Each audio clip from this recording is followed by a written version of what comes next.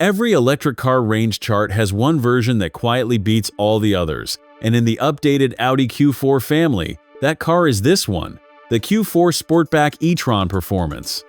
It is not the most powerful Q4, and it is not the cheapest. What it is the one that goes the furthest on a charge, and the way it gets there is more interesting than simply fitting a bigger battery. Start with the shape, because that is doing a lot of the work.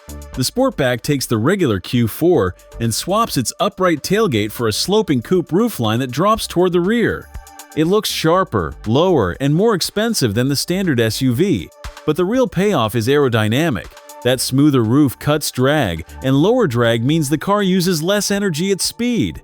Audi rates the Sportback at consuming noticeably less electricity per mile than the boxier SUV, and on the highway, where drag matters most, that gap is exactly where the extra range comes from. Then there is what Audi changed underneath.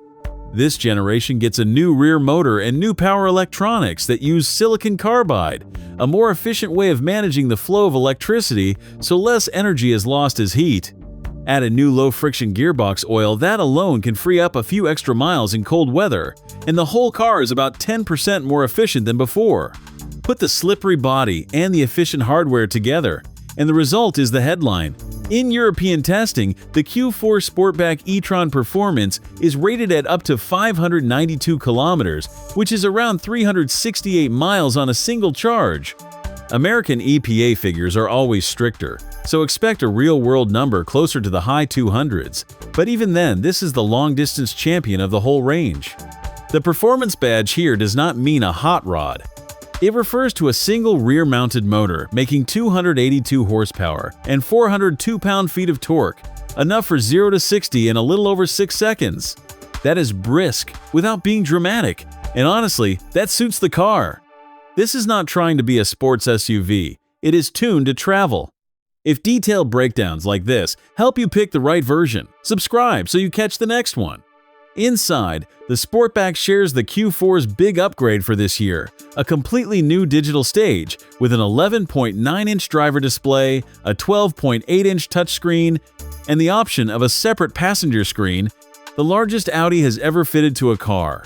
There is an augmented reality head-up display that lays navigation arrows over the road, a redesigned center console with 2 cooled wireless charging pads, and a dashboard that finally feels modern instead of merely functional. It also gains Audi's first bidirectional charging, so the car can send power back out to run devices or, in some markets, help power a home. Now the honest part, and it comes straight from that pretty roof. Choosing the Sportback over the standard SUV costs you a little practicality. The sloping rear cuts into headroom for taller passengers in the back, and the tailgate opening is shallower, so the trade for the sleeker look and the longer range is a slightly less versatile boot. For most buyers, that is an easy trade, because the people drawn to a coupe-styled SUV were never planning to haul a wardrobe, and the extra range you get in return is usable every single day. Pricing sits where you would expect.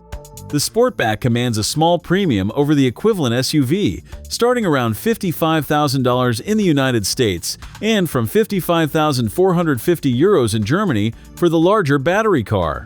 That puts it right up against the Tesla Model Y and just under the BMW iX3, both strong on range, but neither of them offers this exact blend of a genuine coupe silhouette, a premium Audi cabin, and the ability to power your gear straight from the battery. So the Q4 Sportback e-tron Performance is the thinking person's pick in the lineup.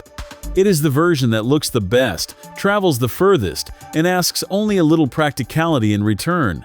In a class where range still decides so many buying decisions, being the one that goes the furthest is a very good place to be.